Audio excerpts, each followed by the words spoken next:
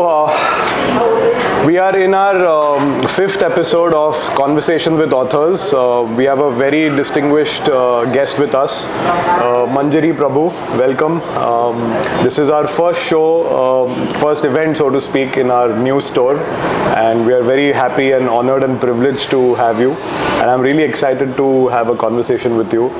I usually leave the introduction to the guest because you have done so many things, but a quick one on Manjiri. I think she's from Pune, so that's something which we all are really happy about. A very celebrated author, filmmaker. She's coined two words which we'll talk about later in the conversation. We are here to talk about her latest book, The Grand Oxford Mystery, and deep dive into her creative process to understand how she's come about writing mystery. And she is a dog lover, and a bit more about that too. So welcome to Book Bar. Thank you, Avnish, and it's a pleasure being here, and thank you everyone. I don't think you need an introduction. They all know me more or less, so we can skip that bit actually. No, but we have a very great online audience, so we want to know more about what you do, and of course people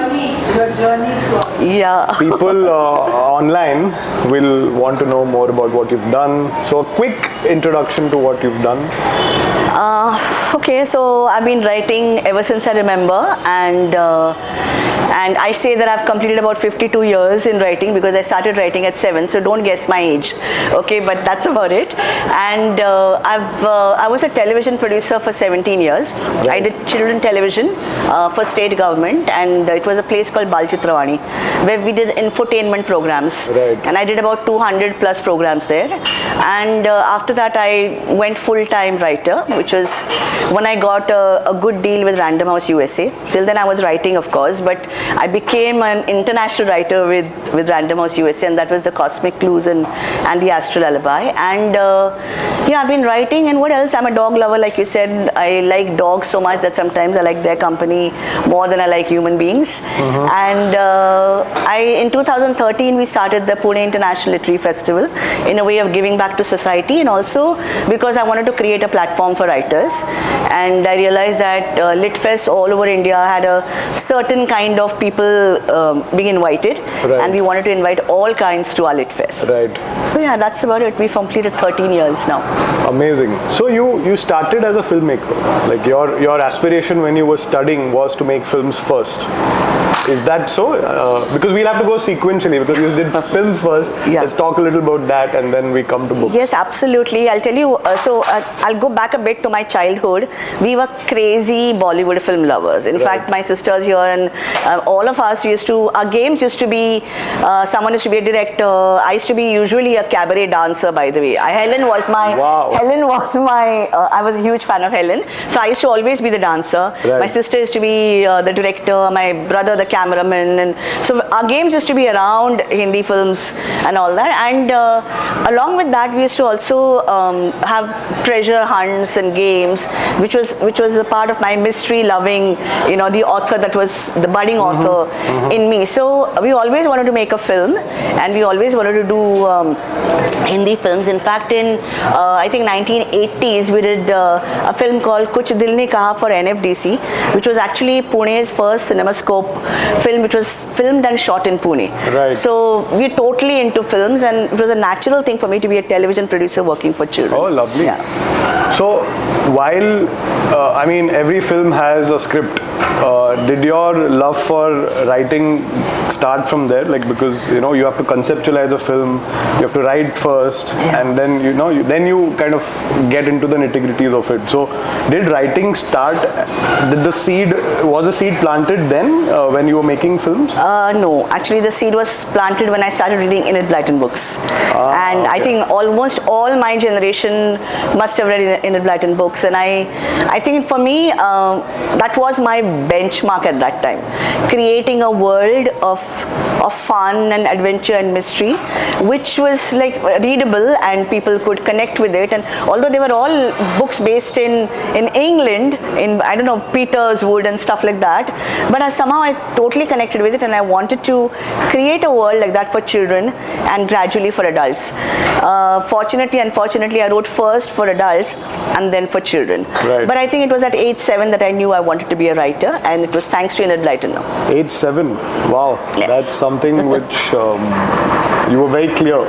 Absolutely clear. I mean, I knew that I was born to be a writer. Oh, lovely. Totally. So then let's straight get into your book journey. Which was the first book you wrote? The first book I wrote was called The Adventures of Five. It was written by Pinky Prabhu. That was my pet name, and that was when I was about 8 years old, and it was cut in the form of whatever. It was a handwritten book, and I called myself Pinky Prabhu. Gradually I realized that I can't be called Pinky anymore, so I went back to my original Manjiri Prabhu. But the first officially published book was in 1994. It was a romantic suspense. And that time Mills and Boon was very, very widely read in India, and Rupa Publications came up with a Rupa romance series. Right. And that was the first romantic suspense in 1994. It was called A Symphony of Hearts, followed by another book called Silver in the Mist, 94-95. We've got a lot of Mills and Boons, by the way. Okay. You want to revisit? No, but this has suspense in it, so they're more intrigue, romantic intrigue, I would say. Right. So, at what age did you publish your first book? I think I was 27 or 28. Oh, so from 7 to 27, you had a whole film journey, and you didn't really dabble. But the thing was, I never wanted to be a published author. Right. I wanted to be an author. Right. And I just knew that I wanted to write and for myself. Right. I think the readers came on much later. And in fact, even the Rupa thing happened because I saw an ad in the papers. They were inviting authors. So I said, okay, let me send, very casually. There was no ardent desire that I want to be a published author. It just happened. I'm just a writer, no matter whether I'm published or not. But then, when did you realize that, okay, I think I can really make a career out of this? Because a lot of people are passionate about what they do and not necessarily convert it into profession, right? But do you remember a specific moment where you felt really empowered that, okay, my writing is being appreciated by a lot of people, it's impacting a lot of people, I'm getting that feedback, so let me just get into the world of writing professionally? Do you recall anything specific which made you shift to this side? Because I'm sure you were doing films and you were liking it, right? And I love it. You would have had to stop that and get into this. No, so I did full-time writing in 2004 when I got this the Random House USA contract. So I'll tell you how that happened. I wrote a book called The Cosmic Clues, which had a Pune-based detective who solves cases with the help of horoscopes. And I found that idea so original and so brilliant, and I pitched it to all the Indian publishers, thinking it would be picked up immediately, Unfortunately, fortunately, whatever, no one wanted it, because at that time, literary fiction was very much in India, and popular mainstream by women was not really in. So I said, okay, I was very dejected, but then I said, let me try something else, and I sent the book to an American agent. Who picked it up at once, and she got me, within 2 weeks, she got me a 2-book deal with Random House USA, which enabled me to quit my permanent job and take up full-time writing. So when I knew that I can earn from my writing, then I said, okay, this is it. I've arrived on the how should I say, the commercial sense of the word. Right. Yeah. So I said, now I can afford to quit. So it was, I think, around 2002 maybe. But was it a little scary to like? Yes, of course. You said that we were not exposed to any of this, and in India you didn't have that many authors, and in this genre also. Yeah. No, even today it's very risky to quit a full-time job to do full-time writing. At that time it was definitely, but I don't know, somehow this contract gave me the sense of empowerment, like you said, where it told me that I can explore that, the full-time writing thing, and I haven't regretted it, because at the end of the day, I think the satisfaction matters more than the money. Right. And of course, initially I didn't have a paycheck coming back home, like, you're so happy when you have a monthly paycheck to fall back on, and I felt that I was taking a big risk. In fact, people told me, don't quit your job, you'll be losing so many lakhs out of your whatever. But I said, it's time, it's now or never. and I'm so glad I did it, because my life changed completely. I did what I wanted to do, and not that I didn't want to make films and for children, but I realized writing fiction was my calling, and Right. I had to be true to it. Right, lovely. I think we'll come to the infrastructure or the ecosystem of Indian literature and writers and the problems faced. But so for our audience online, and everyone knows Manjiri already, she has coined something called as destination thrillers. I think it's a very interesting concept. Personally, when I was glancing through her book, the idea of involving the destination as a character in your story is fascinating. And I think this is the book which we're going to talk about is a fifth book in that series. Yeah. So there are like 4 books already written. And so how did you come about this whole thing of destination thriller, going there? Can you walk us through the creative process, and then we'll jump into the whole grand Oxford mystery? Well, a lot of people have already heard my story on this, but I'll still repeat it. Yeah, please. Imagine they're not here. I'm just imagining that the faces I know are not here, okay, right now. So actually, there's a basic concept behind it. So there's a saying which says that somebody said that I'd like to see the world twice, once through my eyes and the second time through yours. What I try to do through the destination thrillers is I want the reader to see the world twice, once through their eyes and the second time through mine. Okay, so what I'm actually doing is taking the reader to a place which is not their hometown, or even if it is, and showing it to them in a thrilling manner, and helping them explore it in how should I say, it's not really exploring, but reintroducing it to them through mystery. Right. And I'll tell you how the story goes back to 1998. Okay, when I was backpacking with my husband in Salzburg, and everyone's heard of the film Sound of Music. Yes. And the palace there, the Schloss Leopoldstone, is where the film was shot. Right. And they take you to the Sound of Music tour. Okay, but they take you and they show you the palace from a distance. Mm-hmm. So we went backpacking and we were taking around the lake, and we said that's the palace where the Sound of Music was, shot and all. And I looked at the palace with the lake and I said, oh, what a beautiful place. Imagine basing a story here. Right. Okay. Fast forward to 2000, I was actually invited to the palace for a seminar. And the moment I went there and I saw all the ceilings with frescoes and a secret staircase and everything, and I said, oh my God, this is a character in itself. I don't need to base a story here. I need to have the Schloss as a character. Mm-hmm. Okay, that was in 2000. Flash forward 12 years ahead. Along the side, I kept writing. It never really, this book was at the back of my mind. I should write a destination thriller. So in 2012, I said, okay, it's really high time I wrote this book. So I wrote back to the seminar and said, you know what, I want to base a story there and I want to use your palace as a character. And they said, okay, come back. And they hosted me there for 20 days. I stayed there. I explored every bit of the palace and the Salzburg old town, and the story was born there. Right. So that was the first, and after that, I think every destination kind of literally called out to me, because from there I went to Sweden, to Lund University, where runes are very prolific. From there I went to Germany, Lake Starnberg, where Ludwig II was found drowned, and all these help in building the plot. Mm-hmm. Then Portugal Tourism invited me to northern Portugal to base a novel in North Portugal, and then finally Oxford. Right. So it's been a journey, but I think the destinations are important because, we see a lot of Yash Raj films where you have these heroines dancing against the Alps and, things like that, and it's a backdrop.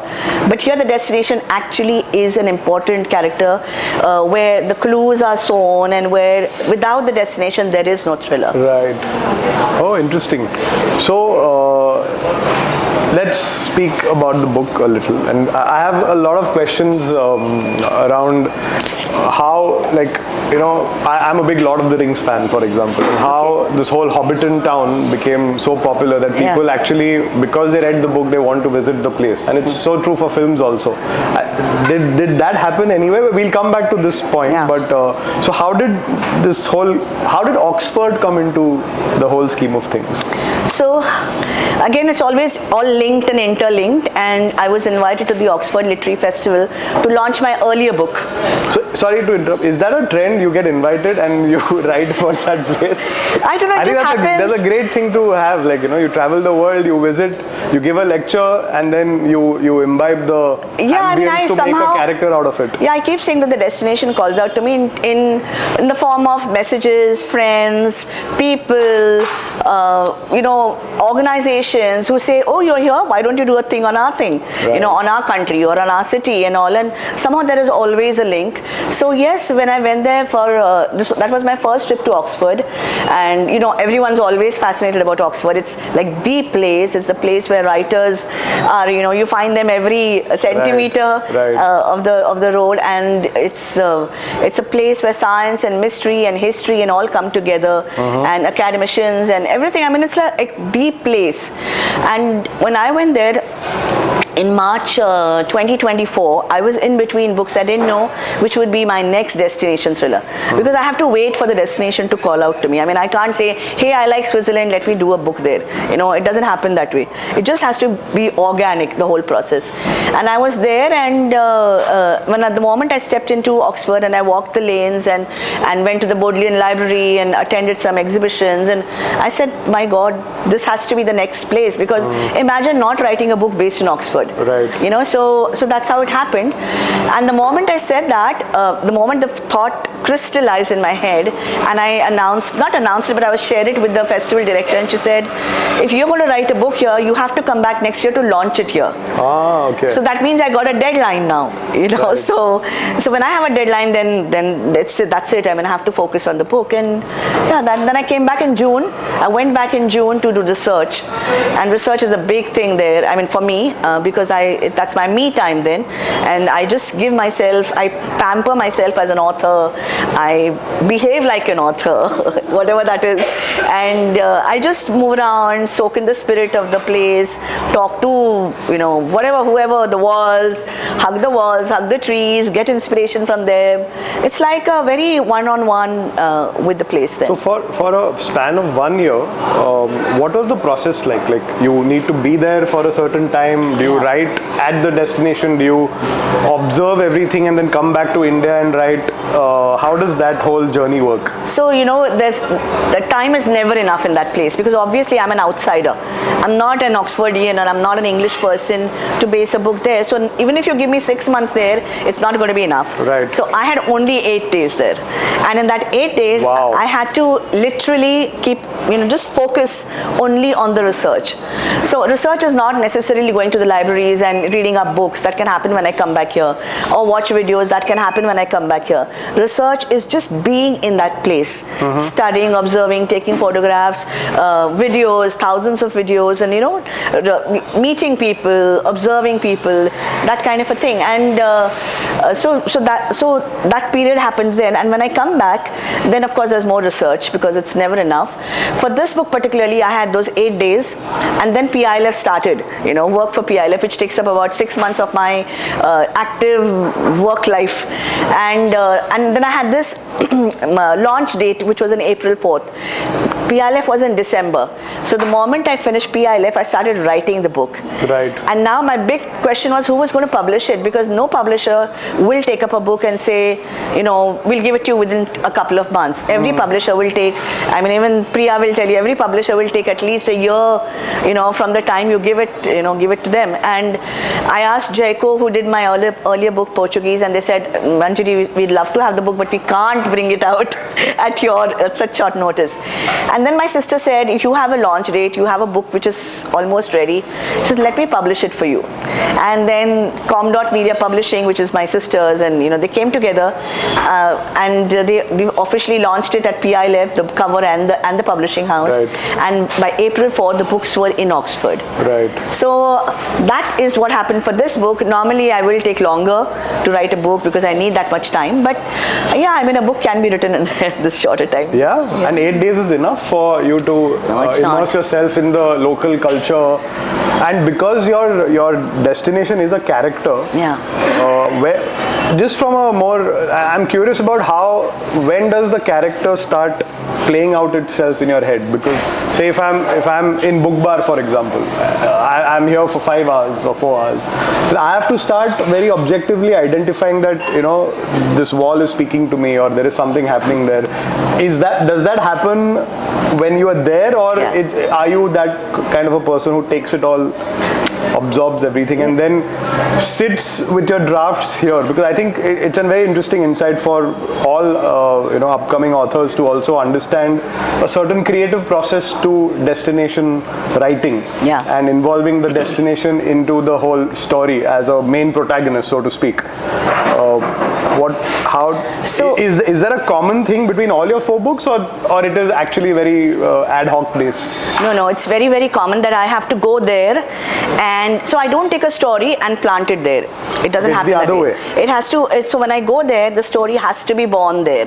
Like for example, if I'm walking or in Woodland Library or wherever, then the story starts taking shape. The plot starts happening there. I mean, of course, I know that I have a character called Ray Parker, and he's got these psychic abilities, and all that is there, and I have to think of how Ray can connect with the destination.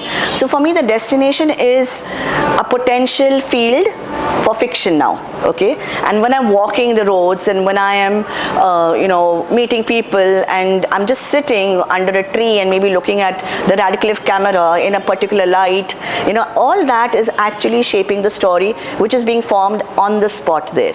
So there is no formula for me. Like you said, absorb, of course, but actually it's a very systematic process for me, where I break down the destination into clues and connect it to Ray, so that there's an emotional bond between the two to solve a mystery. So it's a very systematic process. Because mystery will have to be first in your head. You have to think about, or does it evolve? It evolves when I'm there. Really, it evolves? It evolves completely, because see, the Radcliffe camera, for example, will play a role in the book, and it's not a backdrop, which means I need to know all the features of the Radcliffe camera. Maybe something on the wall, maybe a bell with a carving on some inner road. Anything could play a part of the trail. So I need to know all that, and it just goes on. I mean, I have to keep doing it. I'll give you an example. How things could be born is where this book has a dog in it, okay? But the dog just didn't come, like that. So in book 3, Ray, who is my detective, has a huge heartbreak. You've read the book, Jyoti, so you know that he's heartbroken in the book. And in the next book, I tried to bring him back to path, but he couldn't come back. Right. And I said, now in this book, I need to have Ray back as a stable person. It's time for him to overcome that heartbreak. And what could do that? I mean, another woman will not do it. That's not Ray. So it had to be something else. While I was thinking of this, the hotel where I was staying, the moment I stepped into the room, I mean, normally hotels have pictures of landscapes, or maybe the Radcliffe, or pictures from the university and all. The moment I stepped into the room, right in front of me was the picture of a dog, right, in a checked shirt and a Sherlock Holmes cap. Okay, and I thought that was so unusual, because one doesn't have that.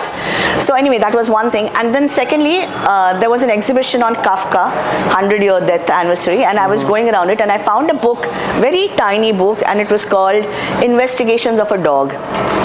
And this is how, things started evolving. I said, okay, it's time for a dog to come into Ray's life. Right. But when you say dog, it's always an emotional companion, somebody who's protecting you, who's joyful and playful. You have that image. Right. In this book, the dog is a depressed animal. Okay, he's seen something, he knows something. He's a very vital clue in the book. And Ray has a heartbreak, and the dog is depressed, and these two come together, and and then you'll have to read the book to know what happens next. Right. But you see, so this is born at the venue, at the destination. It's not something I come back and I decide, okay, let me have a dog now, and then Ray and the dog will bond like that. That's not the way it happens. I mean, that should be, but it's not. Do you usually travel solo?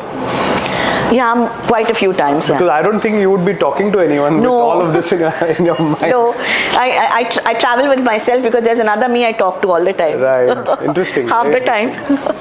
So, what is just give us a little bit of this book so that we can create some intrigue for all our audience to really deep dive. And do we have to read all the others in series to arrive at this? How does that work? No, you can read all independently. Although Ray's journey starts from the Trail of Four and moves on. And to understand Ray, you can read the other books. But as a plot and as a destination thriller, this is complete in itself. Right. So basically, in the book starts with, of course, so Ray gets visions. He's always had visions of something that's going to go wrong. So Ray is the... Ray Parker is the detective. He's the main protagonist, and he's there in all the 5 books. Right. And he works with energies, and he can see auras around you. And he doesn't work with magnifying glass or grey cells like Hercule Poirot or Sherlock Holmes. He works with energies, and his gut instinct is very strong. So the moment he sees you, he'll have images in his head, and he'll know this is, this kind of a person, or whether he can trust you or not. So he completely believes in his instincts. And he's got a French mother and an Indian father who's a classical singer. So his name is Ray because of Do Re Mi and Sa Re Ga Ma. So it's Ray from that. Oh. So that's it. So that's Ray Parker. Very interesting. And he wears a multi-metal Ganesh pendant around his neck. He believes in spirituality. So you have this combination, and Ray, who's a very intense character, very compassionate, and who sympathizes with the criminals as well, because he connects so well with people. Now, in this book, Ray gets a vision that there's a woman getting caught in a fire, and he sees the Oxford spires and knows that he has to go to Oxford. At the same time, his mother's invited by an old friend of hers to attend an award ceremony which was happening at the Sheldonian Theatre, which is a very iconic Sheldonian Theatre. If any one of you have been to Oxford, you'll know that theatre is important. At the same time, there's this girl called Emma Carter, who's actually a tourist guide and does side jobs. So she joins up with an old gentleman called Paul, who's a writer. Right. And he invites her to write the first chapter in his perfect mystery novella. Okay, which he claims is a genius novella. Okay, he thinks it's a genius book. And she writes that first chapter, and he has a dog called Archie, who's continuously tied in the room, and the whole place is a very dilapidated place, and she's wondering why he's writing this book, who this character is, he's coughing and things like that. And the next day when she goes back to him, he's committed suicide. So you have this first chapter, you have this dog Archie, and you have an old gentleman who's committed suicide. Cut to a little flash forward, her uncle Jeffrey, he has a Sheldonian Theatre event, and he's Ray's mother's very good friend and old love, so to say. Right. And he's going to do this event, and a parcel arrives for him at his office, and it's the first chapter that Emma has typed for Paul. Right.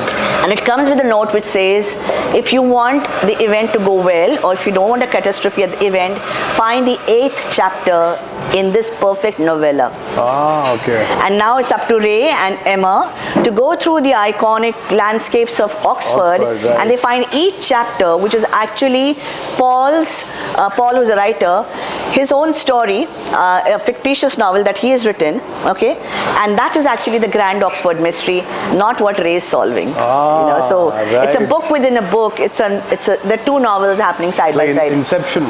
Yes. Book within a book within a book. Yes, it's a book within a book. How nice. So that's in short. So have you actually met any Ray in your life? Is it also inspired from any significant person you've met or got intrigued by? My husband Bipin is laughing there because all the time I say that I've Is he Ray? No. all keep saying that Ray is the most perfect guy I would have liked to create if God had made me God. Okay, and I think he's the most perfect person I would like to meet in my life. And if Ray happens to come along, oh God, that would be it. Yeah. But this can be a very interesting character sketch for a movie, maybe. Yeah. Have you thought of ever having your books being made into a movie? Because imagine Lord of the Rings, and I because that's the only book I swear by, I love it. You see how the movie turned out, right? And I think with what you've written and destination and all the mystery, have you had any thoughts of this becoming a series, maybe? Yes, so I think all my books are fit for films. But having said that, and I've got lots of offers for films too, by the way. Oh, really? Yeah, lots. I keep getting them. I know this would sound very egoistic and everything, but I have not given my books for the simple reason that the rights. My books are always serials. Right. And I don't want to give a book to a filmmaker who will just take one book, mess up with it, create their own world, and on the side my books are going on with a different storyline and all, and they will create their own background stories.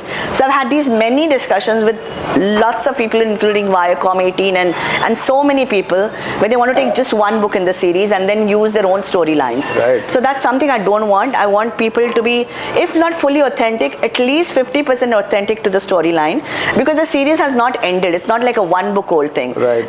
Cosmic Clues will go on, Ray Parker will go on, so many things, they'll just go on because I'm writing. It's not like I've written one book and that's it. Right. So this is my grouse with filmmakers. They want all the rights, they want everything, and they want to leave the author somewhere on the sidelines, and they don't care about it. So maybe I'll make it one day myself. Who knows? Yeah, I think it's a great getting back to how you started your career, getting back into film. So you can who knows? A very nice circle.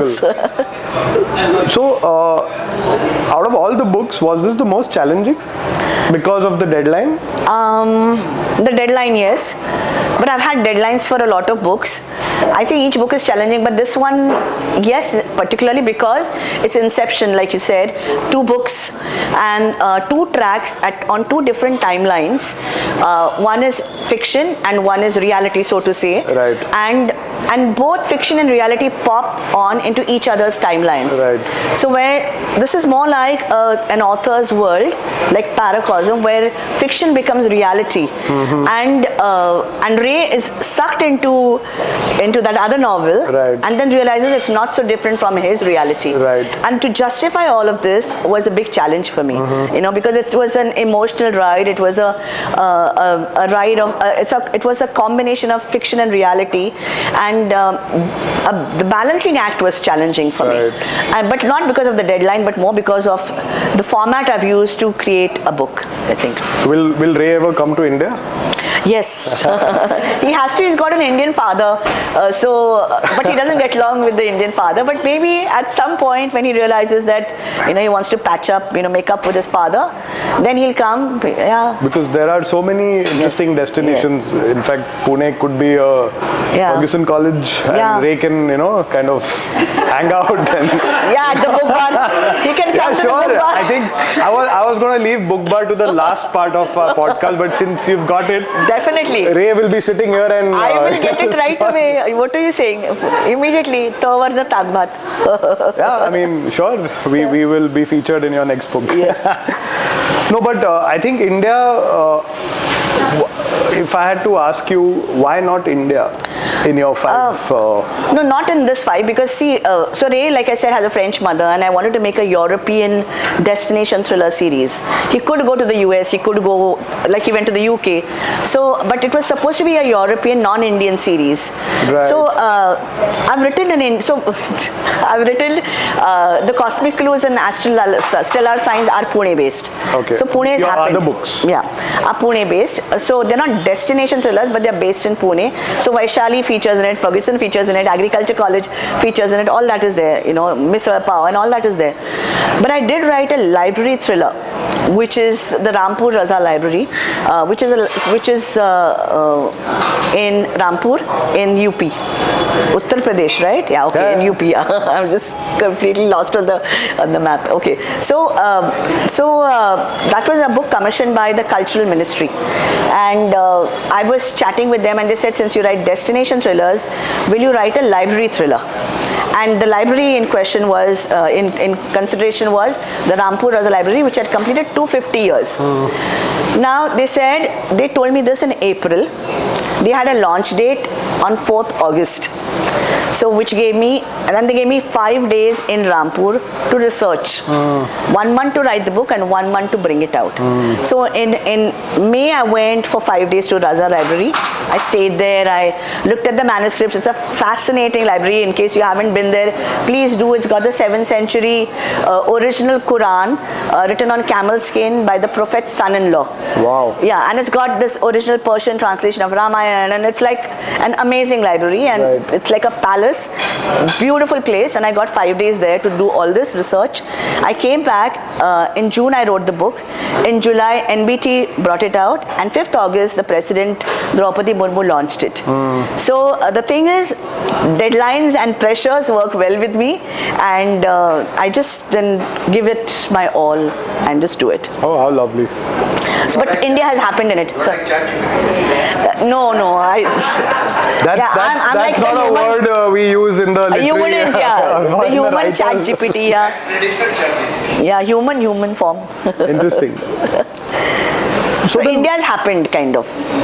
Yeah, I think India definitely there is so much now that can be put forward with respect to destinations, people, characters. Yeah. And I think I also want to understand, while you were doing this, PILF happened on the side. When did I call it PILF? Sorry, my bad.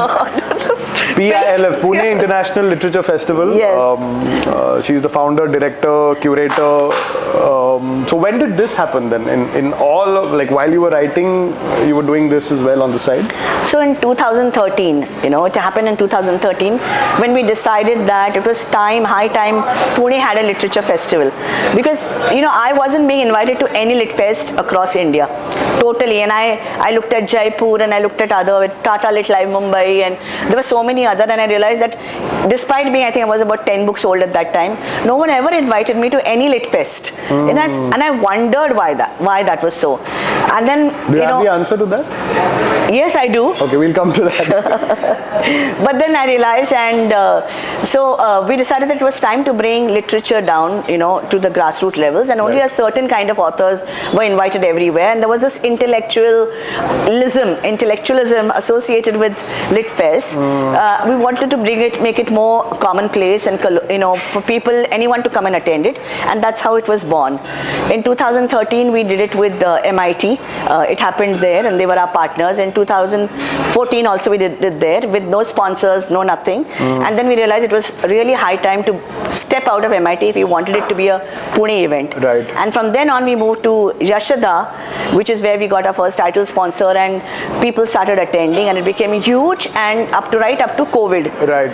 And the whole purpose of this festival is to create a hub of creative energy, inspirational space for readers and writers, and where readers and writers could connect and take back something, not just blah blah and discussions, but take back something worthwhile and use it in their lives. So you are in your we are now in our 13th year. 13th year. Yes. I think that is kudos to you. It's to hold something for more than a decade and be true to what you stand for. Yes. I know how much effort it takes to continuously every year on year do this. You spoke about intellectualism. I think this is something which we as Book Bar also, the idea is to give access to people and and books. So all the books you see here are all pre-loved books. Yeah. We want people to come and read and have access to books. Any person who can just sit here and read, because I think it has been a trend of there are a certain kind of people who attend literature festivals. It's more of a curated facade, so to speak, and it doesn't really showcase the grassroots level of the countries. I don't know about abroad. No, absolutely, you're right. And it's more of like the whole, I want to show that I'm in a Jaipur Literature Festival without really, it's like someone taking this book and clicking a picture and putting it up on social media without really reading it. Like, just to portray it a certain way. Yeah. And we see a lot of people becoming that. Yeah. And there is always a whole fight between the purists and people who are creating these experiences only for the validation of social media, so to speak. Is it still exist? I think it's still existing a lot. I think we have lots of lit fests across the country now. I think more than 100. So people are trying to, I believe it must be for the same reason that only some people are invited to some festivals. So people have grown out of it and said, okay, we'll have our own. What's the big deal?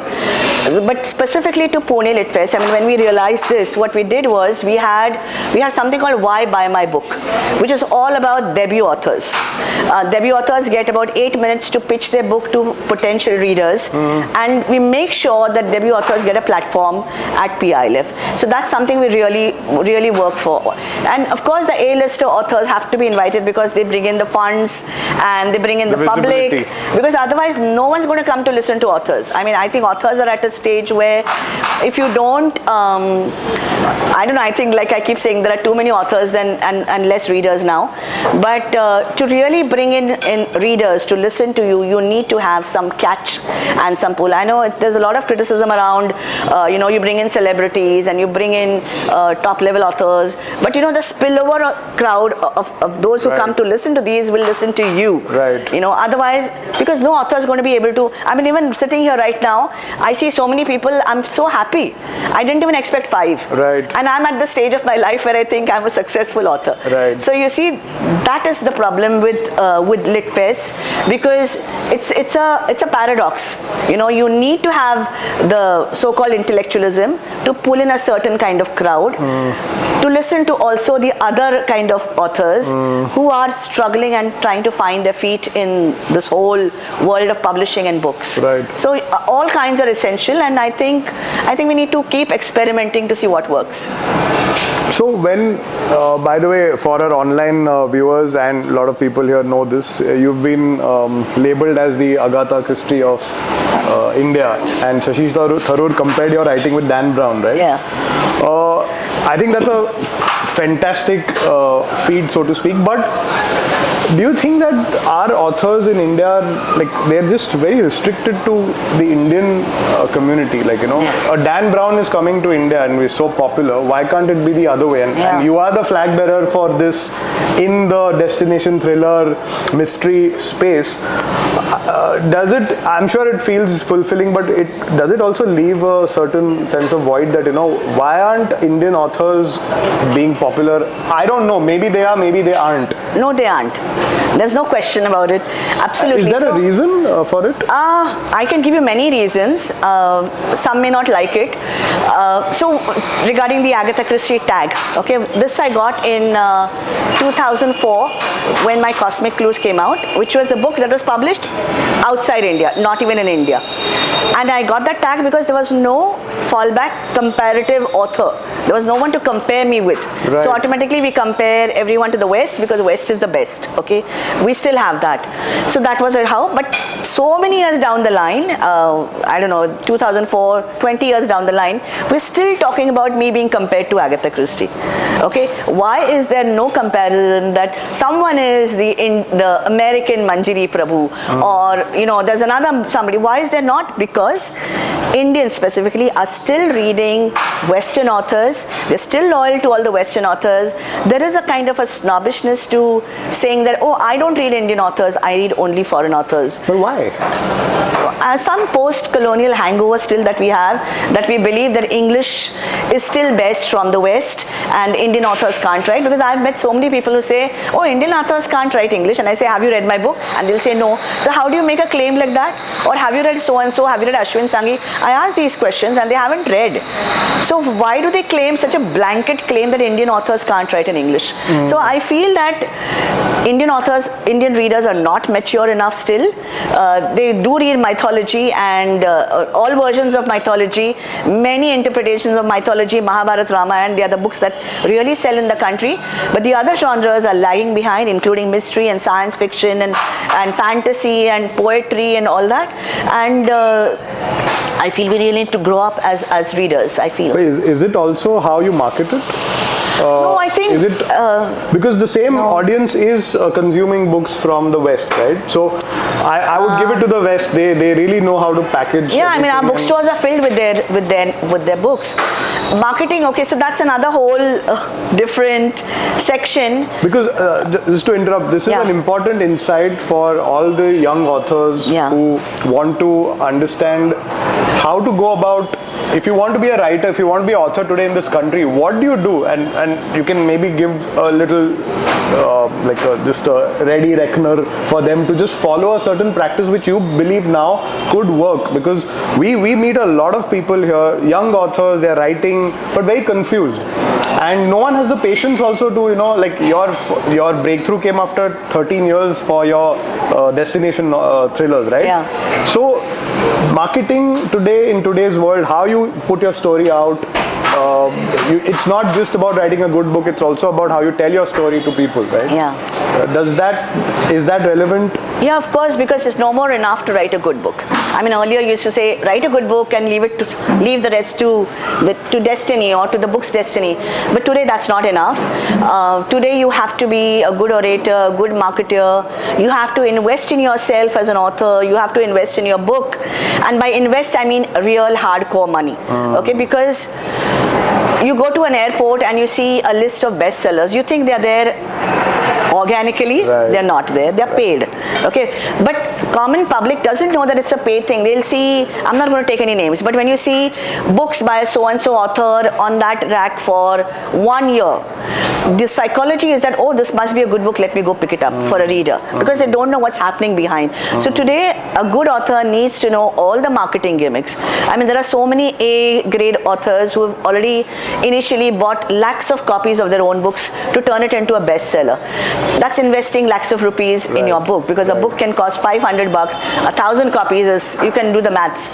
That's the kind of money that goes into, writing nowadays. It's not anymore writing, it's a product. It's no more just a book, it's a product. I think that's a very important point, right? Book is not, it's just not writing, it's not. It's a product. And the ones that are really into writing, other than that, there are also celebrity authors who are writing. You have, a celebrity actress who will write a book on, I don't know, her mother, her father, her husband, her parent, whatever, on a blog she wrote, and suddenly overnight she's a bestseller author.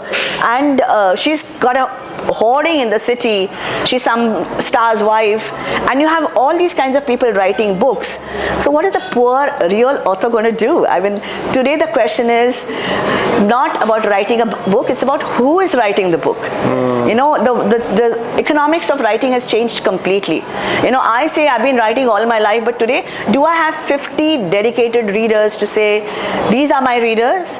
I cannot, and no one can, because it's a very dynamic, volatile market out there, and you need to understand that writing is no more an individual game. It's a whole different collective. Yeah, it's a business now. It's a business. In short, it's a business. Sorry, I went on and on. Is that a good thing now? No, because that's again. I keep coming to this point where the youngsters, especially the young authors, they're always at this point where they have something good, but they give it up very soon. And we get a lot of questions online also, like, so what do we do? Can Bookbar help us, for example? We are not a publishing No, you're doing house. a brilliant job We by can putting keep books the down. books, but for someone to, as you said, to sell your product, it needs to make commercial sense as well. Did you face this challenge? All the time. I still do. You still face I the still do. I mean, my name is not going to be, if I put my book in crossword, it will be in some rack somewhere amidst thousands of other authors. There'll be a separate rack for fiction authors which will be prominently displayed. And I keep talking about this to all the bookstores I go to. Where are the Indian authors and why are they not displayed? And for them, it's a product that they're trying to sell and a product that will get in money. Right. They aren't interested in promoting Indian authors. Right. They will promote it if you pay them to display their books, to whatever. It's all a question of money nowadays. Right. So if you do all that, your book can be there right up in the front and people will say, oh, a book by so-and-so, let me pick it up. Right. But to have even shelf space, they'll keep it for a couple of months. They'll say it's not selling, they'll send it back to the publisher. The publisher will say it's not selling, okay, move on to the next author. There are no dedicated publishers who have giving their lives and their professions and their careers to establish an author. And there are no authors today who are going to, stick on and stay on. Right. Like you said, aspiring authors or new authors are not going to, I don't think they will stay on for years and years and hope that one day I'll be recognized as somebody great. I think those days are gone. Like the days of stars are gone. You have OTT coming in and all that, and the real film stars are all gone. It's a leveling business. And I think it's high time everyone understood that the laws of creativity in India have changed. Right. Interesting. I think this is something which needs to be attended to very soon, whether it is through literature festivals which are coming at grassroots levels or people really investing and the literature scene needs an IPL moment. Yes, so I feel so too. Something needs to really and I think it's kick the it readers off in a very big way. I'm not saying it is not, but I think the Indian authors and the talent we have and the storytelling ability we have, we see it in advertising, we see it in all other things, but Indian authors need to, I don't mean to sound it's not the Indian authors, it's the readers. Or the readers, whichever way you want to look at it, because authors will say that, hey, I'm writing. Yeah. And the readers will say that you're not reaching out to me. So where do you meet? Which is I'll tell you what, social media is a boon, okay? And a lot of us are using social media. But how many times can I ask my friends to come and attend my book launches? That's not the purpose. They will pick up the book if they want to. Right. It's the public that has to pick up your book and read and say, okay, it's a book I read, and then recommend it to somebody else. This has to be a movement. Right. And that movement is not happening in India for many reasons, like I told you. Right. But we can use social media to create, awareness. You can approach bookstores and say, please keep my book. I can have book talks like that and say, hey, listen, I've written a new book. Or some dedicated readers will, some authors will say, oh, Manjiri's book, let me pick it up. Right. All that will happen, but where is that 1% reading, English reading population of the country, which will amount to lakhs? Why are they not reading Indian authors is my thing. And I think it's that we have to target. Regional language, Marathi, I think Hindi, Telugu, Bengali. No, so regional language does much better because it's limited to that region. Right. And they have a dedicated audience. English, on the other hand, is trying to reach across the country. So you're saying that regional impacts better, has more readership? Of course. Because they have, and since there's a limited, for example, Marathi will be read in Maharashtra, not in UP or whatever. So they do start getting their own groups and dedicated readers. Right. They don't have to worry about a reader in Chennai or a reader in Assam or whatever. Whereas English author will have to seep into all parts of the country. Right. And that is the problem. Right. Interesting. Just coming back to your creative process very quickly, did you have a writer's block? I'm sure you did. How did you go about it? Yeah, so what do you do when I have a writer's block? Are you a coffee or a tea person?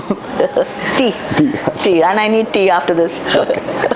So I think so. There are so my creative process starts with before I come to the writer's block. I'll tell you, I feel that I don't chase ideas. Okay, I feel that ideas come to you, and I feel that ideas are like you have dust particles around you. Ideas are like particles moving around you, and the moment they're looking for a fertile ground to drop into, and the moment I'm in a place of peace and contentment and distractionless, a gap between whatever, that's the moment the idea finds me, I feel, and it goes into me. So I don't chase ideas, they come to me. But once that happens, I have complete faith in the creative process of that idea. So I know that no matter what happens, this is definitely now going to evolve into, blow up into a big book, or is destined to be born. Once I have that faith, and if I do face a block, okay, I don't worry about it. I'm not anxious, How is this going to happen? How is this going to evolve? Now I'm stuck. What am I going to do? I'm not worried about it, which is my first breakthrough in my block. Right. And the second one is I go for long walks in nature. I'm a totally nature person, a walking person, and I walk endlessly, and I know that I can actually literally see a wave of creativity coming towards me. I mean, people will think I'm mad, but honestly, I know those moments where it's going to happen now and that block is going to be removed. I actually can feel that. So movement helps. The movement helps, yeah. It helps my brain, it helps my everything. The energies keep moving. And then thirdly, when that doesn't work, then I just disconnect myself from my book and play with my dogs, go shopping, spend time with my family, watch a movie, and all those things. But there's a total disconnect from the work in me. But I know that eventually it'll happen, and my belief, overcomes all these hurdles. Right. Great. So I think we spoke about your past, your creative process, yes. Destination thrillers. Let's quickly talk about the two words you coined and a little bit of Shashi Tharoor as well, which is there in your book. I think you can, everyone would know this, but for our online audience, you've coined two words which are now used by people. Yes, so this actually happened at PILF, where Dr. Tharoor was the chief guest, and I think Jaya, you were there, right? Yeah. So this was a challenge to him, because he's written this book called something around the world, words, I forgot the name of the book, and it's a fat book on words, and it was an interview, and we did that, and on stage I challenged him.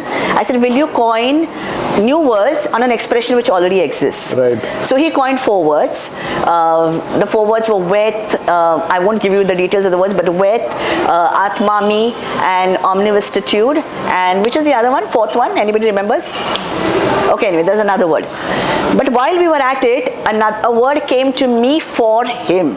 Right. And that word is Karanspira, which means a charismatic figure who inspires others to aspire to be like him. Right. So it's one whole sentence which is called Karanspira. So it's Karanspira Dr. Tharoor was what the word I gave him. Right. Okay, but of course, I mean, he won't use the word for himself, obviously, but I've started using it for Ray Parker now, and all his words are also in the book, and I've acknowledged that he's kind of created those words. Lovely. So that's the word. I think we can also have the audience ask a few questions. Yeah. Sure. Since we have so many of us here, I'm sure we've got some authors as well yes. who would Lots like to have ask questions. Guys, please feel free. Now's your chance. That's Priya. Priya is also, she's written a book. Okay. She's a book bar regular. Okay. She lives in California. Thank you so much for this wonderful information. I have so many conversations I want to have with you. Are you free for dinner? Wow. This is about the writing process. I have 2 questions if we have time. One is, do you have a daily writing ritual? And number 2 is, at what point do you know that your work is done? Like, you have the writing process, the draft, the revisions, and you could revise forever. Like, you come to it a month later and you feel like, I need to change this. So at what point do you know that your work is done and it's ready to go out to an editor or whoever next? Yeah, so I don't have a writing schedule. I mean, I'm a very moody writer, so I know that you should write 1,000 words a day. It's like a, exercise. You exercise the writing muscle a bit, but I don't do it that way. I think by now I'm like, I'll do it kind of thing. A little overconfident, I think, which is not a good idea, but anyway, I am. And but when I have a deadline, then I work from 9 to 5, and then at that point I cut off from all civilization. I don't know what's happening in the house. My house is a mess. I don't meet anyone. I'm like totally no cooking, no meeting anyone. It's like just me and my book. And what was the second one? When do I know it's done? Yeah, when do I know it? So yeah, that's a difficult one because you're never really done with it. You always feel, can I write this better and all? But I try to do my book in about 2 to 3 drafts. So I know that the first one is of course a rough draft and just put it all out there. The second one, I polish it up a bit. Then after the second one is done, I give it to my sister Leena and my husband Bipin, and I tell them to read it like a reader, not an editor. And then they give me, oh, we didn't understand this, or this doesn't sound, it sounds too far-fetched, or whatever. They give me notes, and then that's it. That's my third and final draft. And I realize that this is it. I'm going to stop here, and then after that, I give it out to the publisher. So that's my third draft, and I know that no matter what, I'm going to end with this. So my brain is now tuned to finish with the third draft. I don't allow it the luxury of saying, oh, I have 1 year in hand, let me write multiple drafts, let me write a lakh of words and then bring it down to size. I don't do any of that. I'm very precise on 80,000 words or whatever, and I know this is my goal and I'm going to write it. So it's like very tailor-made in my head. Thank you. Anyone? Yeah. It's such an honor listening to you every time. Thanks. So much to learn from you every time. And thank you for being that constant support for the new writers in town or around the country.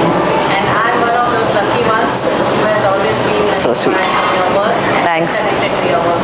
Thank you for that, ma'am. And I want to ask, how much of a threat is AI to the literary landscape? Oh yeah, it's a huge threat because you see, it's so convenient. I mean, AI can write a whole book for you and writers will be redundant one day if you allow it to happen. But having said that, the human brain is still the most powerful, and if we make a conscious effort not to let it, like for example, I'm so tempted to get the blurb written, or now you get letters. I mean, it's the ease of it all. You feel, the effort is all taken away. But I think we need to be very conscious of the fact that it could one day take over our lives, and it is a huge threat which we have to be we have to be conscious about it. I think that's it. It's a huge threat, and it can take over your lives like you won't even realize it. Yeah. Yes. There's this huge debate now about traditional publishers and self-publishing. So have you gone down the line of self-publishing as in using Kindle, because that's where you make the money, a lot of people say? Or is it still that so? waiting for, or is it still worth waiting for, as a new author, is it still worth waiting for traditional publishers to get back to you? Is it worth trying to pitch your book every time to traditional? See, I think what happens is that traditional publishing gives you credibility, and that is what people seek. For example, if your book is chosen by a person who doesn't know you, okay, and publishes it, then that's giving you credibility as an author. A self-published book is more like massaging your ego. That's the usual. That's the way people look at self-published authors. But having said that, the world's changing, and to wait forever. I mean, publishers take so long to respond to your query, then they'll take a long time to even publish a book. Like for example, the Grand Oxford Mystery, people said we'll take at least 1 year, which is okay because they're publishing hundreds of books. But your book will be 1 in 100, okay, and you have to wait it out and all that, and have the patience. So the world is changing. People are now going to self-publishing, and it doesn't have that much of a stigma today. But before you go to self-publishing, just prove yourself with at least one traditional book, because it is now proving yourself. It's more about that, I think. So, yeah. Would translating into Indian languages, the whole book or part of the book help for a author who's writing in English? Will it help? Translating into Indian languages, Yeah. would it make Regional it more languages. accessible. Yeah, of course, but unfortunately, I don't know why, but none of my books have been translated into Marathi. I mean, I'm wondering why. Yeah, it should be. It will definitely help. Yeah, to reach. I think that's a great point. Yeah. It will make you will reach a wider audience, and there will be some relatability also with it. Yeah, definitely. I mean, translation helps. I think AI can help you. I'll only do it. I'll only translate it. Yeah. My sisters are translate. I'll ask her to do it. Yeah. I want to ask something. Because we move through the world to so many different places, we probably have different languages and sounds and lingo. Okay, maybe could very easily say TTM. You'll have to speak up a bit. Yeah. In different places in the world, we probably pick up different sounds and lingo in the language. Maybe not the language itself, but some phrases which are very typical. Like in Pune, we say TTM very easily, which in Delhi I will not know what it is. Yeah. So, do you pick up these phrases knowingly, or do you just not think about it, and are you looking for them to add that flavor of that region or country? Interesting. Yeah. Your book? Yeah, of course, yeah, you have to, because how else would the book be authentic? Because so in all the destination thrillers, only Ray is half Indian. The rest of the characters are all from that country. So which means that language is important, and the food is culture, lifestyle, everything is important, and I work, because obviously I don't know, so I have to work towards it. And like for example, Portuguese I had to do, for Snow Queen I actually did a German course to understand I did a crash German course. So you have to so. And this is a part of your research. Yeah, it's a part of my research. Writing a destination thriller is not for the weak-hearted, or for the light-pocketed. Light-pocketed. You have to spend time, money, energy, and a certain kind of dedication, which is way above the normal book. It requires determination of a different kind. But does one approach it as a business? If I have to travel to Europe, I have to spend say 100 rupees, and then I have to write a book, and then I will eventually want to recover those 100 rupees. Should people approach destination writing with this economics in mind, or then comes the question, right? Like whoever has money will go, whoever has talent and doesn't necessarily want to spend will not go. There needs to be a little framework around this, maybe, to understand that does this even work? Which is why I am the only one doing destination thrillers right now. Because I've given my time and money and energy to it. I believe in this genre. Right. But the solution to that is some kind of collaboration, because like for example, somebody commissions the book to you, some embassy, like with the Portugal tourism said, okay, please come, we'll host you. So they literally they did everything, of course, travel of course, but they took me all around northern Portugal with a car and a driver, and they treated me royally. So it was a collaboration. Right. So you need to find, because if I did it on my own, I would be whatever. So collaboration works. A collaboration works if you can find, but it's very tough. It's very tough to find collaborators, because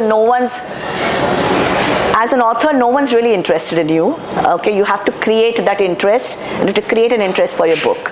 So I think you have to be smart. You can have a destination, wherever you are can be a destination. So it's how interestingly you spin the story. You should want to write a destination thriller. It's not, sure. So it's not just a... Great. I think if you have any other questions, maybe you can call her for lunch or breakfast or dinner. Invite me for dinner. Or wherever.